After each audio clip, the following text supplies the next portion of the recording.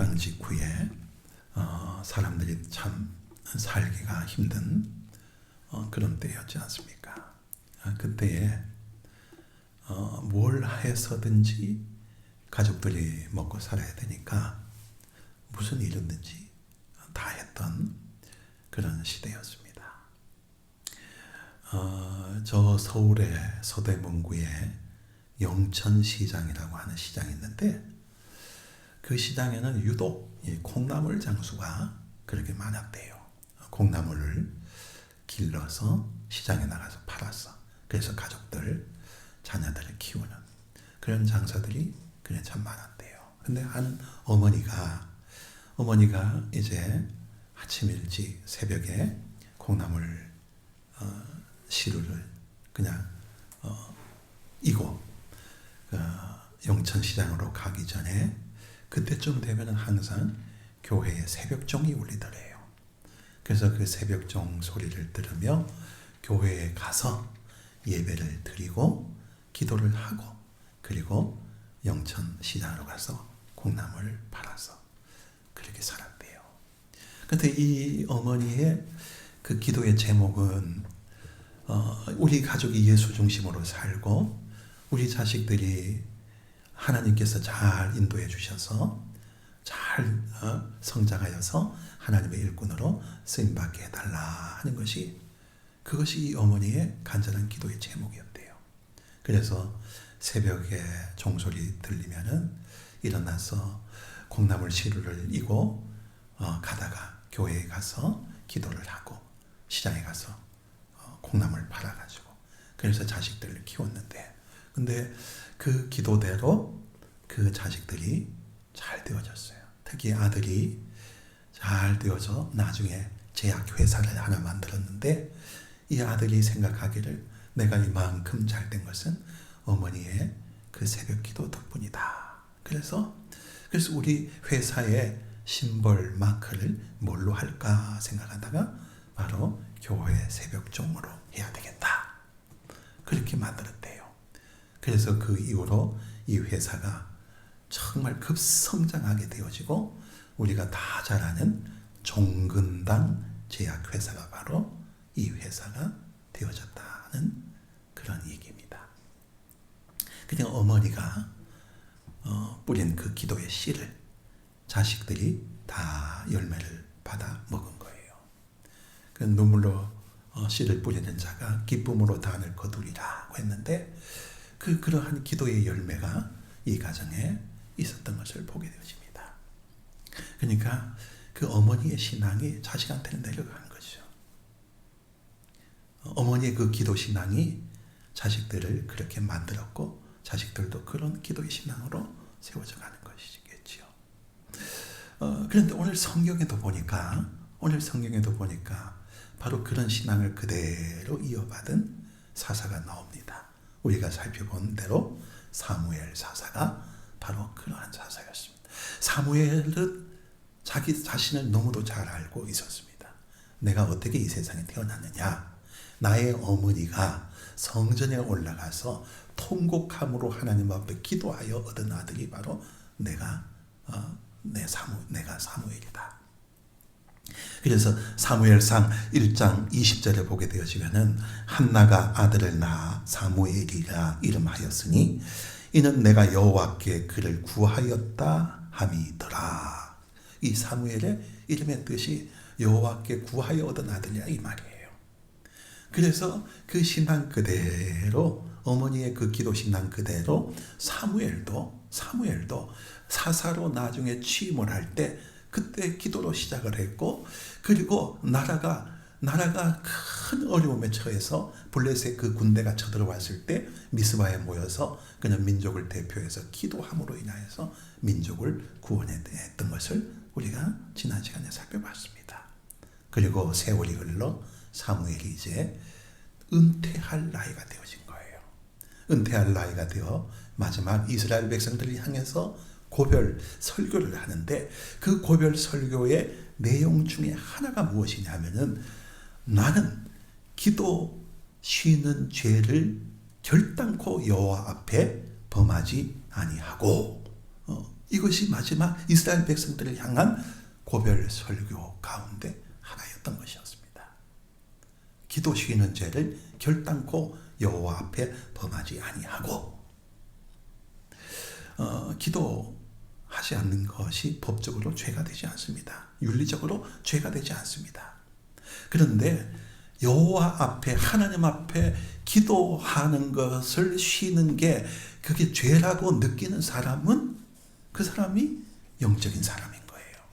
그 사람이 정말 복 있는 사람이고 그 사람이 정말 하나님의 사람인 거예요. 사람들의 시각으로 봐가지고 절대로 그것은 죄가 안 됩니다. 기도하지 않는 것, 기도 쉬는 것, 그게 죄가 되지 않습니다. 그러나 하나님 앞에 내가 섰을 때 그것이 죄가 되어진다고 느끼는 것이 그 사람이 영적인 사람이고 그 사람이 신앙적인 사람이 아닐 수가 없는 거예요. 그래서 기도 쉬는 것은 죄가 되어집니다. 미국의 유명한 방송 설교가 중에 지미 스웨것 목사라는 분이 계셨는데 그분이 어떤 사건에 휘말려서 그냥 스캔들로 나락으로 떨어지고 말았어요. 나락으로 떨어져서 정말 세상을 떠들썩게 했던 그런 사건이 일어났습니다. 그런데 그에게 버틴이라고 하는 선교사 동력자가 있었어요. 그 친구 동력자가 있었어요. 이 스웨건 목사가 그 사건으로 비난을 받을 때 이 버틴 선교사가 이렇게 회개를 했답니다. 이렇게 회개를 했습니다. 지미 스웨건 목사가 저렇게 된 것은 다 나 때문이다. 내가 중보기도 해주지 못해서 이렇게 되어졌던 것이었다. 그 자리는 혼자 기도로 버틸 수 없는 자리가 아닌데 내가 기도하지 않았기 때문이다. 그리고 지미 스웨건 목사를 찾아가서도 그렇게 얘기를 했대요. 자네보다 더 큰 죄는 바로 나야. 기도하지 않은 내가 더 큰 죄인일세. 그렇게 가서 그렇게 고백을 했답니다. 기도하지 않는 것이 죄라고 느끼고 고백하는 사람이 영적인 사람인 거예요. 정말 신앙적인 사람. 그래 아무리 기도 안 해도 어떤 양심의 가치도 없고 아무렇지도 않는 그러한 사람은 영적이라고 말할 수가 없겠죠. 그래서 오늘 사도 사무엘 사사는 나는 결단코 기도 쉬는 죄를 여호와 앞에 범하지 않을 것이다. 이렇게 얘기를 합니다. 그런데 우리가 어떻게 기도를 쉬지 않고 기도를 할 수 있겠습니까? 우리가 어떻게 24시간 꿇어 엎드려서 하나님 앞에 기도를 할 수 있겠습니까? 기도를 쉬지 말라고 하는 그것은 어떤 의미겠습니까?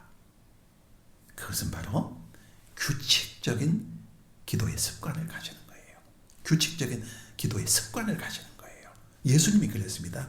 예수님께서 마가복음 1장에 보게 되어지면은 예수님이 새벽 미명에 일어나 한적한 곳에 가서 기도하는 습관이 있었어요. 그래서 기도를 시작하시고 사역을 시작하셨어요.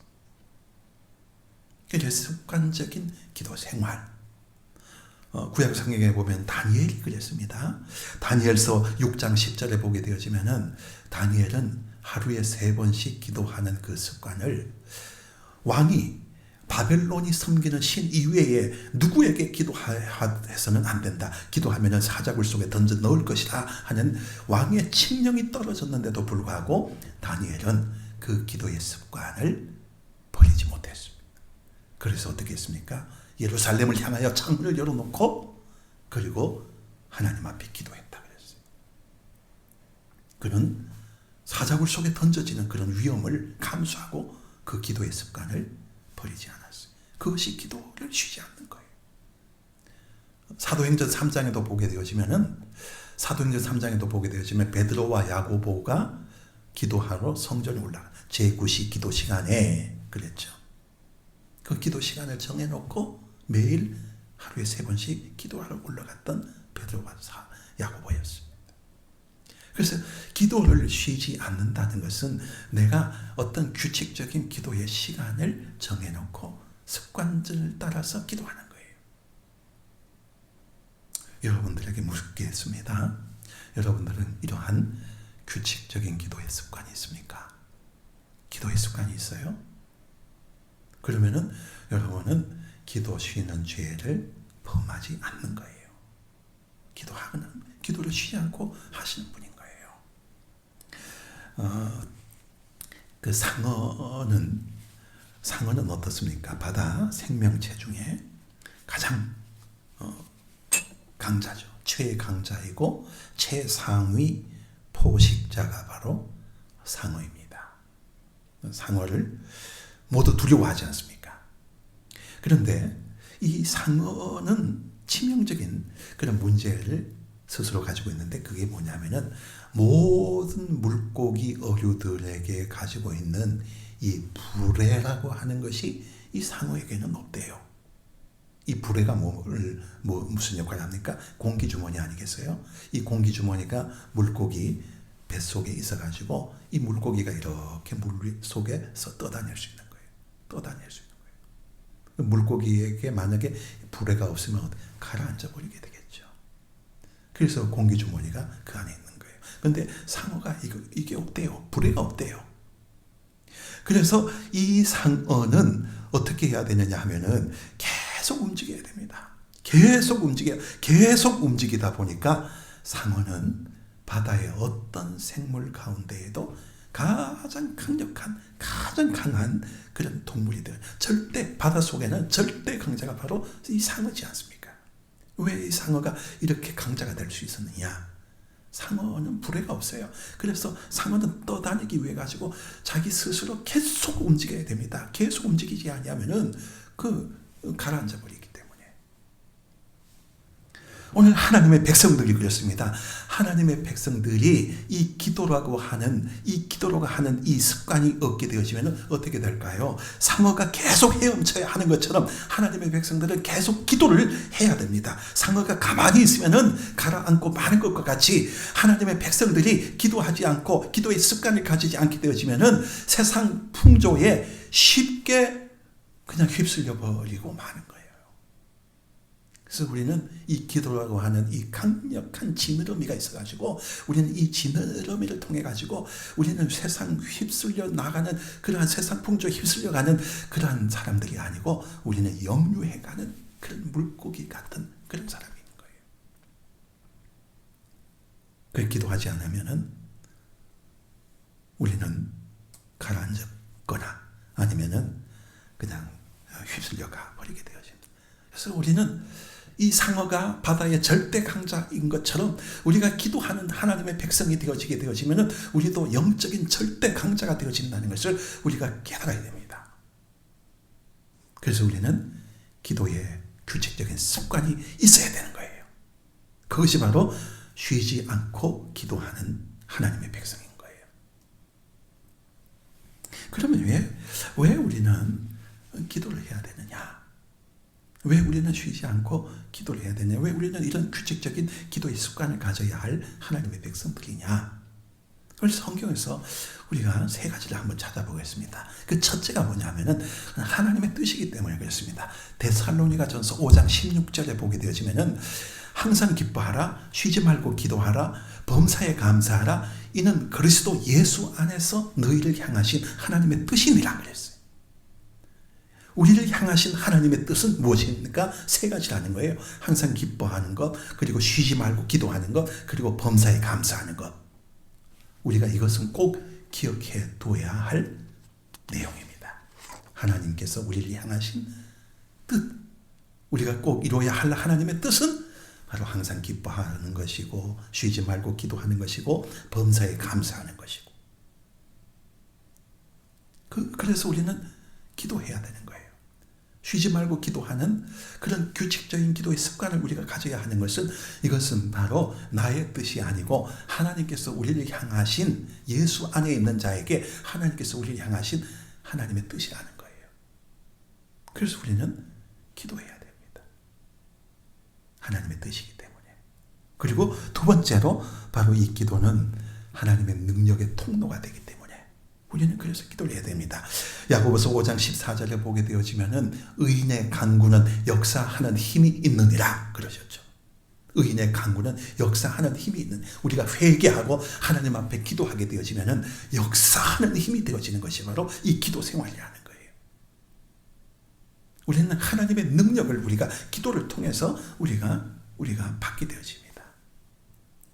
이 시대의 모든 사람들이 다 쓰고 있는 이 핸드폰을 보게 되어지면은 참 이 핸드폰이 얼마나 큰 그런 능력이 있는지 몰라요. 이 핸드폰을 가지고 이 시간 여러분 각자 가정에서 우리가 지금 실시간으로 같이 지금 예배를 드리죠.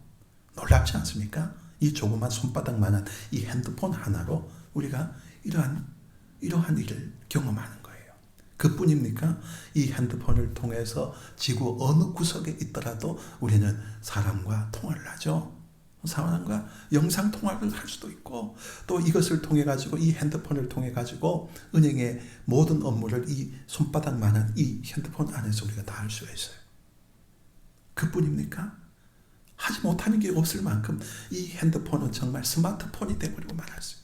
그런데 만약에 이 핸드폰에 만약에 전파가 들어오지 않는다면, 와이파이 전파라든지 하여간 데이터 전파, 이것이 LTE 전파 이런 것이 이 핸드폰하고 끊어진다면 어떻게 될까요?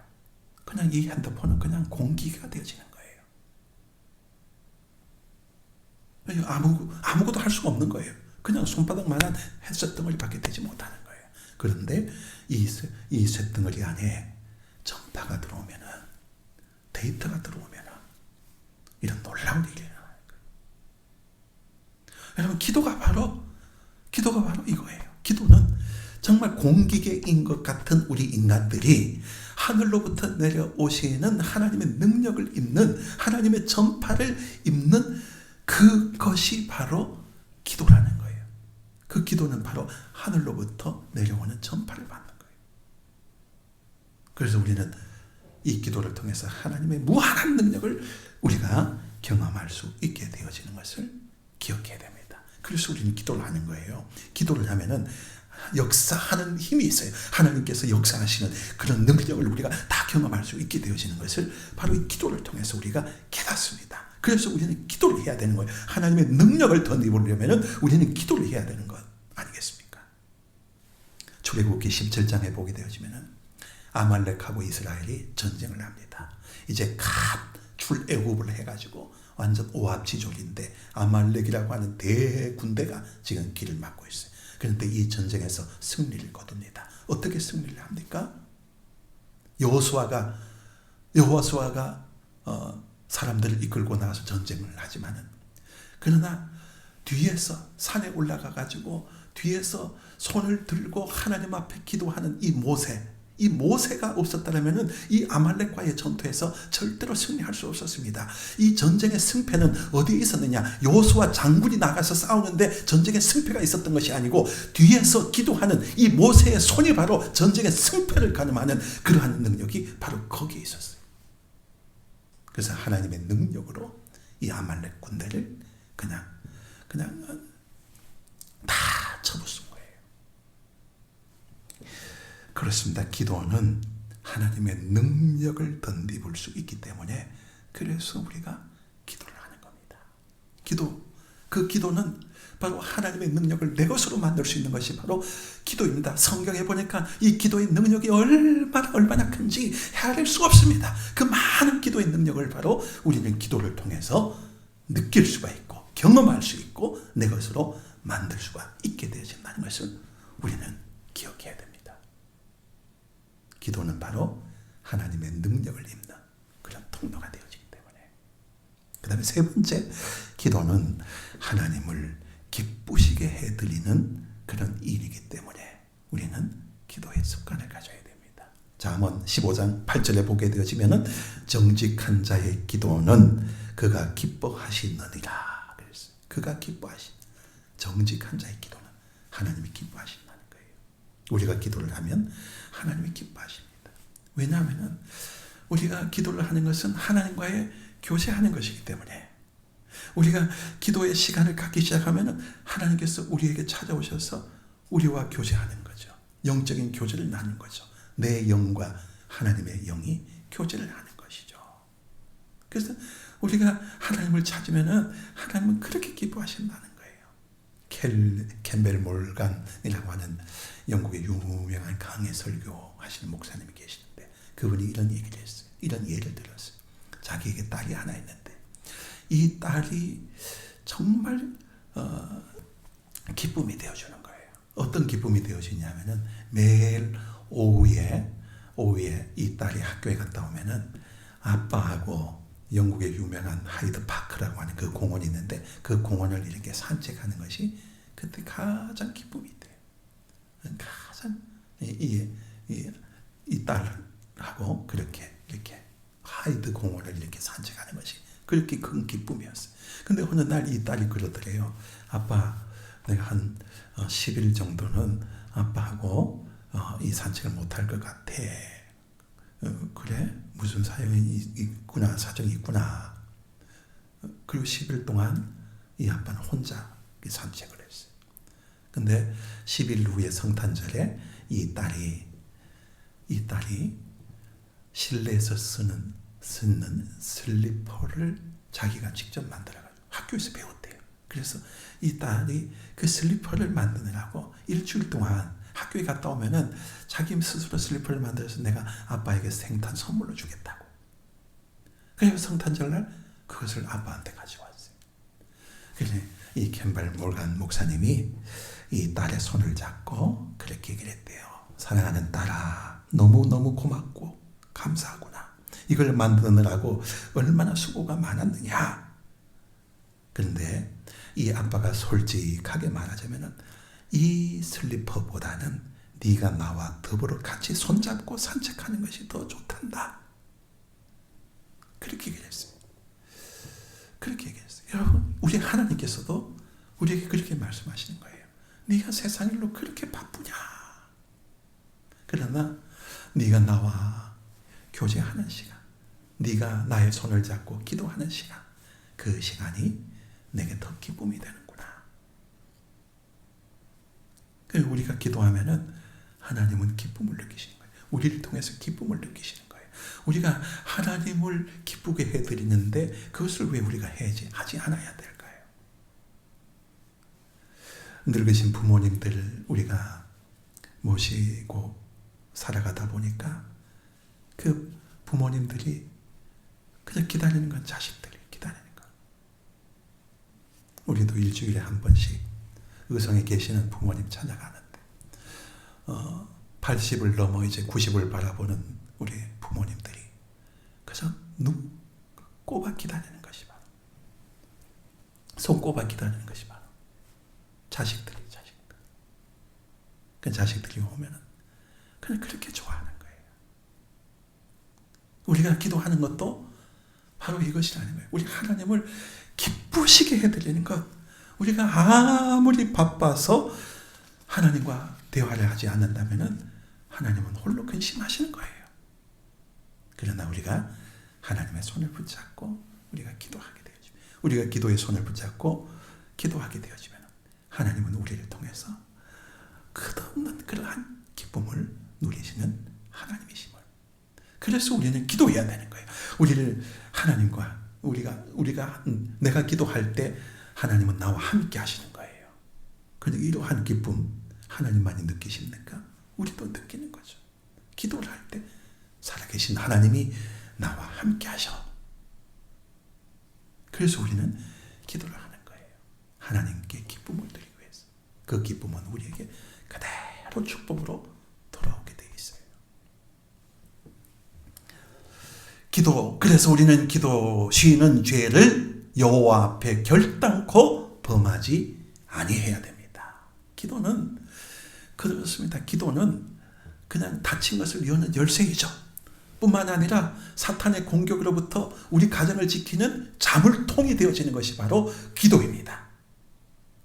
그래서 우리는 이 기도를 소홀히 여기면 안 되고, 우리가 이 기도 생활을 소홀히 여기게 되어지면 하나님을 근심케 해 드리는 일밖에 되지 않은 것이고, 그래서 기도를 하지 않으면은 우리는 하나님의 능력을 우리는 받을 수가 없게 되어지는 거예요. 기도는 호흡이잖아요. 호흡.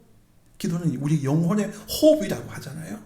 어떻게 호흡 안 하고 우리가 어떻게 살 수 있어요? 기도 안 하게 되어지면은 우리 영혼이 죽어가고 있는 거예요. 우리 영혼이 병들어가고 있는 겁니다. 호흡 제대로 못하면은 다 죽게 되어지 있지 않습니까? 그래서 오늘 우리는 이 기도를 통해서 바로 이 세 가지를 우리는 꼭 기억해야 되겠습니다. 바로 이 기도는 바로 우리를 향하신 하나님의 뜻입니다. 하나님의 능력의 통로가 바로 기도입니다. 하나님을 기쁘시게 드리는 그것이 바로 기도입니다. 오늘 이 말씀을 생각하면서 우리 이 시간 각자 처소에서 합심으로 우리 기도하도록 하겠습니다.